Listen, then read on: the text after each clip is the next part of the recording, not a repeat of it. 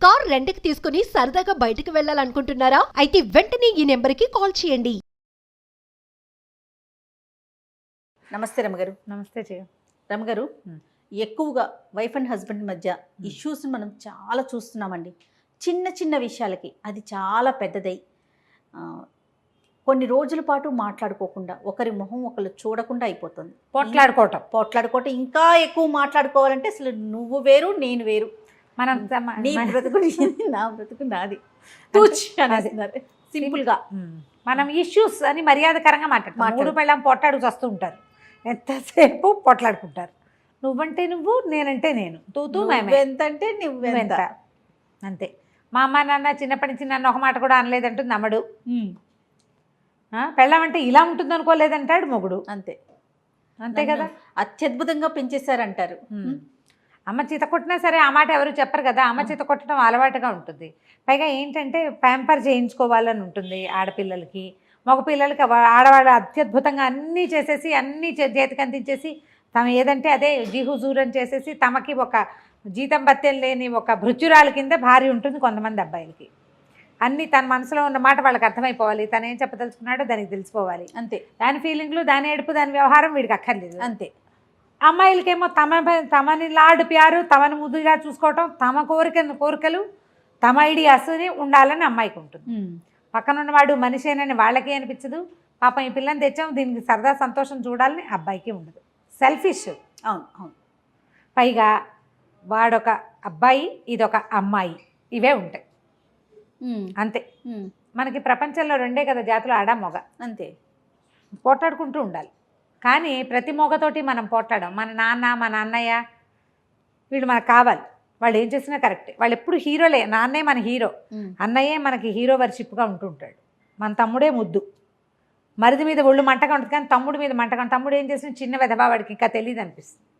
అదే వయసున్న మరిదికి మాయరోగం, over action అనిపిస్తుంది. న్యాచురల్ కదా. అంతే.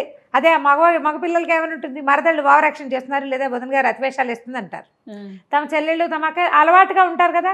వాళ్ళ అతివేషాలు, వాళ్ళ ఓవర్ యాక్షన్లు, వాళ్ళ పిచ్చివేషాలు అన్నీ నార్మల్గా ఉంటాయి. అవి అలవాటుగా ఉండటం. అది అమాయకత్వంగా అది కూడా వస్తుంది. వాళ్ళ అమ్మ అమాయకురాలే. వాళ్ళ అమ్మ ఎవర్ గ్రీన్ అమాయకురాలు. అసలు ఏం తెలీదు, పిచ్చిమోహం. అదే అక్క పిచ్చిమోహం, చెల్లి పిచ్చిమోహం. పాప వాళ్ళని నేనే చూడాలి. అంతే.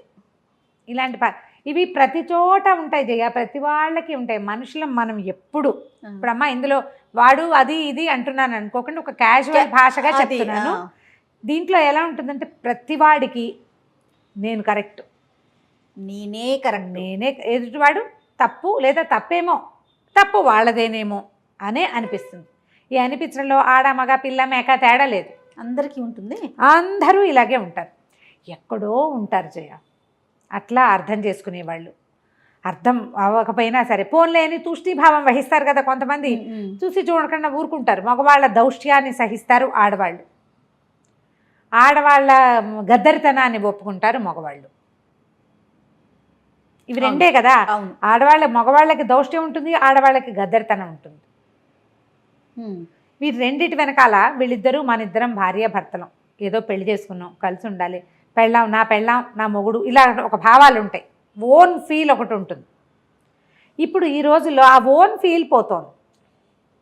ఎవరికి వారే అనే ఆలోచన ఉందా? Over own feel. ఇది నాకు కావాల్సిందే, నా బొమ్మ, నేను చెప్పినట్టు వినాల్సిందేనన్న ఫీలింగ్స్. అది నాకు వద్దు మొర్రో అన్నా సరే వీడు నాకు కావాల్సిందే అంటాడు. అలా ఉండే ఆడపిల్లల్ని అమ్మాయిలు అని చీదరిచ్చినా సరే మగపిల్లలు వెంబడిపడి చంపేయటాలు అవి చూస్తున్నాం కదా. నో అనే ఆప్షన్ ఇవ్వరు. అది పెళ్లి కాకముందే పెళ్ళయ్యాక ఉంటుంది, పెళ్లి కాకముందు ఉంటుంది. పెళ్ళయ్యాక ఆ ఫీలింగ్ ఉంటుంది, పెళ్ళయ్యాక కూడా ఉంటుంది. ఆడవాళ్ళు ఎవరింటికైనా వెళ్ళినప్పుడు వీళ్ళు తమతోటే ఉండాలి, తమ దగ్గరే ఉండాలి, అటు ఇటు వెళ్ళకూడదు, పుట్టిళ్లలో పనులు చేయకూడదు, ఫ్రెండ్స్కి ఇంపార్టెన్స్ ఇవ్వకూడదు, కజిన్స్కి ఇంపార్టెన్స్ ఇవ్వకూడదు, వాళ్ళు వీళ్ళు కలవకూడదు. మీరు ఎంతమంది కనెక్ట్ అవుతారో తెలుసా? అవును అని ఆన్సర్లు 100 వస్తాయి జయ. తనకే ఇంపార్టెన్స్ ఇవ్వాలి. మా నాన్న అంటే నాకు పంచప్రాణాలు లాంటి పిచ్చి పిచ్చి మాటలు మాట్లాడకూడదు. మొగుడే పరమదైవం, ప్రత్యక్ష దైవం అనాలి. తనకి పొసెసివ్గా ఉంటారు. ఆడవాళ్ళు పొసెసివ్గానే ఉంటారు. చెల్లెల్ని బాగా చూస్తే ఓర్చుకోలేరు, అమ్మతో ప్రేమగా ఉంటే వీళ్ళకి నచ్చదు. అవును. ఎవరైనా కజిన్స్, చిన్నప్పటి నుంచి కలిసి పెరిగిన కజిన్స్ వాళ్ళతోటి వీళ్ళు చనువుగా ఉంటే భరించలేని తను. ఇది అతి. వీళ్ళు పొసెసివ్గా ఉండటం ఇదొక ఏమన్నాలంటే మానసిక జాడ్యం కింద చెప్పాలి. పొసెసివ్నెస్ ప్రేమ అనుకోవటానికి వీల్లేదు. ఇది నాది, చచ్చి సావు బతుకు అది నేనే ఉంచుకోవాలి అనే ఫీలింగ్. అది బొమ్మల మీద ఉంటుంది, మనుషుల మీద కూడా వచ్చేస్తుంది. ఇది ఒక ప్రత్యేకమైన కల్ట్. అది పొసెసివ్నెస్ ఉండేవాళ్ళు ప్రత్యేక జాతి. అలా కాకుండా ఇతను నా భర్త, ఈ విధి విధానంగా పెళ్లి చేసుకున్నావు, అమ్మ నాన్న వెతికి పెళ్లి చేశారు లేదా నేనే వెతుకుని చేసుకున్నాను వీడిని, కష్టమో నిష్ఠూరమో వీడితో కలిసి ఉందాం, వాడు ఎలాంటి వాడో అలాగే స్వీకరిద్దాం. పొట్లాడుకోరు, తొందరపాటు వాడు లేదా ఒకటి, లేదా మూర్ఖుడు మొండివాడు రెండోది, తెలియని వాడు మూడోది, అంటే సంపాదన పరుడు కాదు, లేకపోతే సంపాదన మీదే ఎక్కువ ఆసక్తి, అది అతని మనస్తత్వం. యథాతథంగా ఉన్న మనిషిని ఉన్నట్టుగా తీసుకోవటం అనేది ఇప్పుడు లేదు. ఒక కోర్సు సెలెక్ట్ చేసుకుని అందులో నాకు కావాల్సిన సబ్జెక్టులు సెలెక్ట్ చేసుకున్నట్టుగానే ఒక పిల్లాడిని సెలెక్ట్ చేసుకుని నాకు కావాల్సిన లక్షణాలే ఉండాలని అనుకోవటం ఒక పెద్ద తప్పు. అవునండి. ఆ పిల్లాడే కాదు, ఆడపిల్లల్లో కూడా అంతే, అమ్మాయిల్లో కూడా అంతే. అమ్మాయి నాకు ఇట్లా కావాలి. ఇప్పుడు వీళ్ళిద్దరు నాకు ఒక పాయింట్ ఎప్పుడు అర్థం కాదు జయ, పిల్ల ఇదివరకు పెళ్లి చూపులు వస్తే అమ్మాయికి వంట వచ్చా అని అడిగేవాళ్ళు. బాగుంది శాస్త్రం, ఎందుకంటే అదేదో 10th ఇంటర్మీడియట్ చదివి ఇళ్లల్లో కూర్చుని అమ్మల వెనకాల పప్పుగా గుత్తులు తిప్పుకుంటూ వంటలు నేర్చుకునేవాళ్ళు. పెళ్లి చేస్తాం ఇంకా పిల్లకి వంట నేర్పించాలి అనుకునేవాళ్ళు. 12-14 ఏళ్ల వయసు వచ్చిన దగ్గర నుంచి బియ్యం వార్చమ్మా, అన్నం వార్చు, కూర తరిగి పెట్టు, వంకాయ ముక్కలు కలుపు, ఓసారి ఆలుగడ్డ ముక్కలు వేపించు, పాలు తోడుపెట్టు చేయించేవాళ్ళు కదా. ఇప్పుడు ఈ పిల్లాడు ఇద్దరు కలిసి ఎంటెక్ దాకా ఒకే రకమైన టెక్ తోటి పెరిగితే దీనికి వంట ఎక్కడి నుంచి వచ్చేస్తుందో చెప్పు? అవకాశమే లేదు. ఎక్కడి నుంచి నేర్చుకుంటుంది పాపం? పోనీ అమ్మాయి ఒక్కతే నేర్చుకోవాలా, అబ్బాయి నేర్చుకోడు వంట? వాడికి వద్దా? నేను ఈ ఒక్క పాయింట్లో మాత్రం నాకు మహామంటగా ఉంటుంది.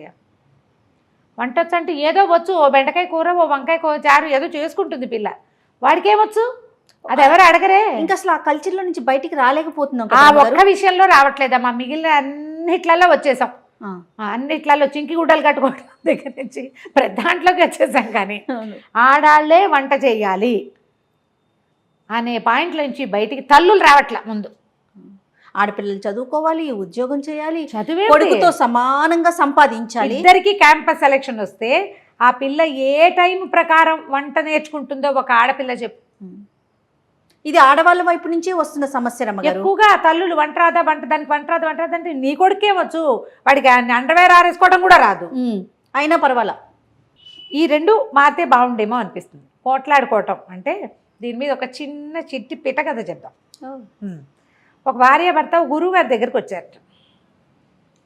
మరి ఇలా ఉంటే కొట్టు తెచ్చిపోతారు కదా న్యాచురల్లీ. సరే వీళ్ళిద్దరు వచ్చి ఏం చెప్పారంటే, మేము ప్రేమించుకుని పెళ్లి చేసుకున్నామండి, ఏమిటో మాకు ఎప్పుడు తగాదాలు వస్తున్నాయి, ఎంతసేపును ఎప్పుడు కొట్టుకుంటున్నాం మేము, కొట్లాటలు చాలా ఎక్కువైపోయినాయి గురువుగారు, ఏదైనా ఒకటి చెప్పండి మాకు సొల్యూషన్ చెప్పంటే గురుగారు ఏమన్నారంటే, ఏ విషయం మీద పోట్లాడుకుంటున్నారు? వంట పెట్టు తీరు తెన్ను ఇల్లు వాకిలి గుడ్డ గుసురు ప్రతిదాని మీద పోట్లాడుకుంటారు వాళ్ళు. సరే ఈసారి పోట్లాట వచ్చినప్పుడు అమ్మాయిని చూసినప్పుడు మీ అమ్మని గుర్తు తెచ్చుకో అని అబ్బాయికి చెప్పాడు. అక్కడి నుంచి అమ్మాయికి ఏం చెప్పాడంటే, ఈసారి ఏదైనా పోట్లాడాల్సి వస్తే అబ్బాయి బదులు మీ నాన్న అక్కడ ఉన్నాడు అనుకో, బాగుంది అని చెప్పాడు. ఇప్పుడు ఏదైనా పోట్లాడాలంటే నాన్నతోటి పోట్లాడాలి లేదా అమ్మతోటి పోట్లాడాలి. అమ్మాయి అబ్బాయి ఇద్దరు ఇంటికి వెళ్ళిపోయారు. 1.5-2 ఏళ్ళకు పిల్లాన్ని ఎత్తుకుని ఓసారి మళ్ళీ కడుపుతో ఉన్న అమ్మాయి వచ్చారు గురువుగారి దగ్గరికి. ఏమి బాగున్నారా అని అడిగాడు ఆయన. మీ సలహా వల్ల బాగున్నామండి అని. ఎట్లా అంటే, ఇప్పుడు కూర ఏడ్చినట్టుంది అని చెప్పాలి. అమ్మని ఏనాడైనా అంటామా? ఆ మాట అనగలమా? ఏ మగపిల్లాడు వాళ్ళ అమ్మని ఏంటి అమ్మా నీకు ఒంట్లో బాగోలేదా, కూర సరిగ్గా చేయలేకపోయావు అంటాడు. అంతేగాని నీ మొహల్లా ఉంది ఎవడు నేర్పాడు అంటాడు అమ్మని. నీకు ఇలాంటి కూర నేర్పినందుకు మీ అమ్మని తిట్టాలి అంటారా? నీ పెంపకం ఇలా తగలబడింది అనగలరా? మనమ్మని మనం ఏమీ అనలేనప్పుడు భార్యని ఎలా అంటాడు? అనలేకపోయాడు. ఆ అమ్మాయి ఏం పెట్టినా తినేవాడు.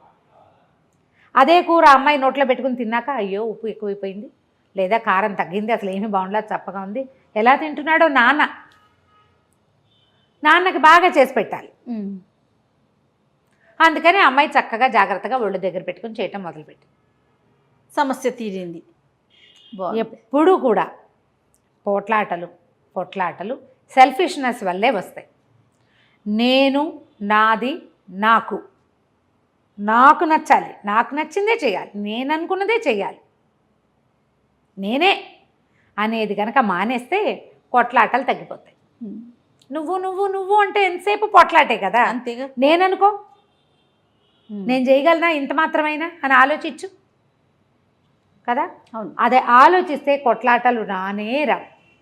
ఈ కొట్లాటలకి ఆద్యము ఇళ్లల్లో మొదలవుతుంది. పిల్లలు ఏదైనా కామెంట్ చేస్తారు, మాట్లాడినప్పుడు తల్లులు ఖండించేసేయాలి. అట్లా అనకూడదు. చిన్నప్పటి నుంచి వేరే వాళ్ళని విమర్శించకూడదు. ఆడది చేకేం చేస్తుంది, ఆడపిల్ల దాన్ని ఏం అనకూడదు, ఇలాంటి భావాలు ప్రబోధించదు ఈ రోజుల్లో. మనుషులం మనం, అంతే. ఆడ మగ 2 విభాగాలు ఉన్నాయి. ఒకళ్ళతో ఒకళ్ళు కలిసి ఉండాల్సిన పరిస్థితి మనది. మన జీవితం అదే. అంతే కదా. ఆడ మగ చెరసగంగా కలిసి ఉండాలి. కొట్టుకు చూస్తుంటే ఒకే శరీరం 2 ముక్కలు అవ్వదు కదా. మనుషులు కాబట్టి విడిపోతాం. ఎందుకు విడిపోవాలి? వివాహ బంధంతో ఒకటయ్యాం. మన ఇద్దరం ఒకటే. కుడి కంటికి సరిగ్గా కనపడదనుకో మనకి, ఎడం కంటితో బాగా చూడడానికి ట్రై చేయమా. ఓ చెయ్యి ఎవడైతే రెండో చెయ్యికి బలం ఎక్కువ వస్తుంది కదా. ఓ కాలు ఎవడైతే రెండో కాలు మొత్తం బరువుని అదే లాగుతుంది. సంసారం ఇట్లా వెళ్తే ప్రాబ్లమ్స్ లేకుండా ఉంటాయి. కొట్టుకోకండి, తెంపుకోకండి అంటే ఏదో విపత్కర పరిస్థితులు వచ్చి భరించలేని స్థితి వస్తే మనం ఏం చెప్పలేం చేయ. వాటికి చిన్న చిన్న వాటికి ఎందుకమ్మా కొట్లాటలు? ఏదో ఒకటి మనం సర్దుకుంటే సరిపోతుంది. సర్దుకుంటే ఎంతసేపు సర్దుకోవాల్సి వస్తుంది అనిపిస్తుంది మీకు. కొన్ని పెట్టుకోండి, వీటికి మాట్లాడక్కర్లేదు అని. సమస్య గొంతు దాటినప్పుడు మాట్లాడాల్సిందే. చిన్న పొన్న వాటికి తగాదాలు చేసుకుని మాట్లాడి పోట్లాడుకుని వచ్చి వాళ్ళకి చెప్పి వీళ్ళకి చెప్పి ఎప్పటికీ తెగకుండా ఎవరు ఫస్ట్ సారీ చెప్పాలనే విషయం మీద కూడా పోట్లాడుకుని సారీలు చెప్పద్దు, మామూలుగా క్యాజువల్గా మాట్లాడుకోండి. పోట్లాట తగ్గిపోతుంది. అదొక ప్రాక్టీస్ అంతే. ఒకసారి ట్రై చేస్తే కుదురుతుంది. సంసారాలు చెడగొట్టుకోవద్దు. మనకేంటంటే ఈ దొరికిన కంపానియన్షిప్ కంటే అద్భుతమైనది రేపు దొరుకుతుందనే నమ్మకం ఏం లేదు. అందరూ ఇలాంటి వాళ్ళే, అన్నీ ఇవే సెల్ఫిష్ రకాలే ఉన్నాయి ఉన్నవన్నీను, ఆడైనా మొగైనా. అవును. ఎందుకంటే నేను ఒక పరీక్ష రాయాలి, నా ర్యాంక్ కోసం నేను పరిగెడతాను కదా. అదంతా సెల్ఫిష్ థింగే కదా. మనం ఫస్ట్ రావాలి, మనకు ర్యాంక్ రావాలి, మనకు ఉద్యోగం రావాలి, పోటీ. ఆ పోటీ నువ్వు జీవితంలోకి తెచ్చుకోకూడదు. అవును. చదువులో, ఉద్యోగంలో, ఆఫీస్లో, కెరీర్లో ఉన్న పోటీ జీవితంలో కూడా అవి అలవాటైపోయినాయి.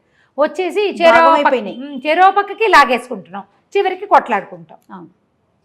కొట్లాట చివరి లక్ష్యంగా, చివరి విషయంగా ఉండాలి, నిత్య విషయంగా ఉండకూడదు. థ్యాంక్ యూ రామ్ గారు. నమస్తే. నమస్తే.